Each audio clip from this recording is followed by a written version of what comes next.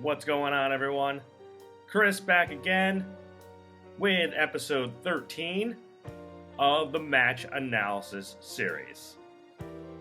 This time we're taking it all the way back to 2002 and talking about one of my favorite Mania matches ever from WrestleMania 18.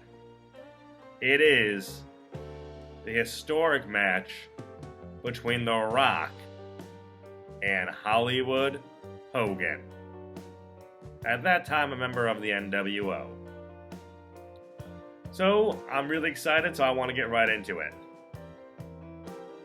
The match starts, and they have a stare down. And once the bell rings, the two lock up. And while jockeying for position, Hogan gets the better of The Rock, and he pushes him halfway across the ring. Hogan then looks at The Rock and flexes on him, while the crowd goes wild. They lock up again, but Hogan immediately grabs a headlock. He gets shot off the ropes and hits Rock with a shoulder block, which again takes Rock down to the mat.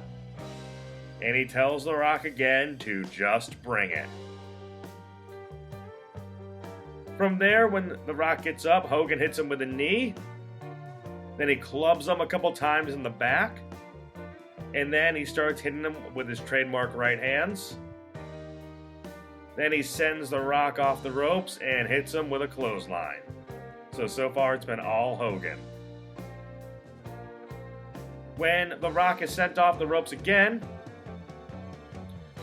Hogan misses a clothesline. And The Rock is able to hit Hogan with a flying clothesline of his own. And from there, The Rock then tells Hogan to just bring it. The Rock then goes on the offense some more. He starts hitting Hogan with some right hands and then hits him with his trademark spit punch, which sends Hogan to the outside. The Rock follows Hogan to the floor. He clubs him in the back from behind, and then he sends Hogan back in the ring. While back in the ring, Hogan tries to regain the offense by sending The Rock into the ropes, but he lowers his head, and The Rock is able to kick Hogan in the face, and then hit Hogan with a clothesline. While Hogan is getting up, The Rock is gearing up and getting in position for the rock bottom. However, when he goes for it, Hogan counters with an elbow, and then he sends The Rock again across the ropes, and he hits Rock with a second elbow on top of the head, bringing him to the canvas. Then Hogan proceeds to drop an elbow on The Rock, and then does it a second time. He keeps up the offense by sending The Rock to the corner and hitting him with a couple punches. Then he sends The Rock to the opposite corner and follows him in with his trademark clothesline. He sends The Rock back into the opposite corner again, and then just goes to work with some more right hands. From there, The Rock does hit the ropes again. However, The Rock is able to counter coming off the ropes with a modified spear, and then he's able to get a ground and pound going on Hogan. The Rock then misses a right hand, and then Hogan is able to hit a back suplex on The Rock. We get our first cover of the matchup, and it's a 2 count. From there, Hogan puts The Rock in an abdominal stretch and focuses pounding on the ribs. He lets him out only to go for a schoolboy pin, which The Rock kicks out of. Hogan then takes The Rock back to the corner. He hits him with a back rake, and then he actually hits him with a couple right hands, and then goes up into the corner into a mounted position and goes for that 10-punch combo that the crowd counts along to. After that, once he drops down, The Rock gets a rush of adrenaline and reverses Hogan and puts him in the corner and hits him with some chops. And then in a heel move, he mocks Hogan by putting his hand to his ear to embrace the boos of the crowd. When The Rock tries to send Hogan to the opposite corner, Hogan reverses him, but The Rock is able to counter with an elbow as Hogan charges in. The Rock charges at Hogan, only to be met with a chokeslam. And then Hogan, in a heel move of his own, then just does a blatant chokehold on The Rock. After they get up, The Rock then gets the upper hand by firing back with some right hands of his own. And when he charges at Hogan, Hogan sidesteps The Rock and sends The Rock over the top rope. Hogan follows The Rock to the outside. He picks him up and drops him rib first on the barricade. He slams him head first into the steel steps. And then he starts taking apart the announce table. The Rock, however, regains the advantage by using the announce table to his advantage, slamming Hogan face first into it a few times. When he grabs a chair, however, to use, the ref stops him, and that gives Hogan the opportunity to hit The Rock with a clothesline on the outside. After that, he brings The Rock back into the ring, and this time when The Rock hits the ropes again, Hogan sidesteps him again, and this time the ref is taken out of the match. Once again, some more right hands from Hogan, and when he tries to send The Rock into the ropes again, so we're getting repetitive here, The Rock is able to reverse it and hit Hogan with a spine buster, and now they're both down. From there, as they both get up, The Rock is able to trip up Hogan and put Hogan in the sharpshooter. While the ref is actually out, Hogan gets to the ropes, so The Rock just drags him back to the middle of the ring, and Hogan actually taps out, which would signify the end of the match, but again, the ref is out still. The Rock then goes to wake up the ref, to no avail, and when he goes back to Hogan, Hogan hits The Rock with a low blow, and then hits him with a rock bottom.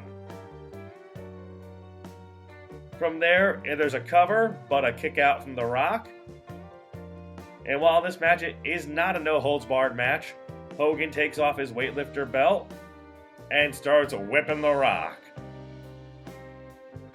The Rock is able to fire back with a DDT after ducking a punch from Hogan.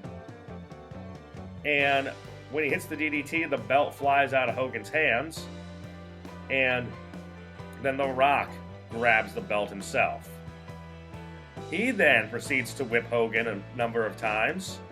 Then he lifts the belt up over his head and spits on it. Then The Rock delivers a rock bottom to Hogan.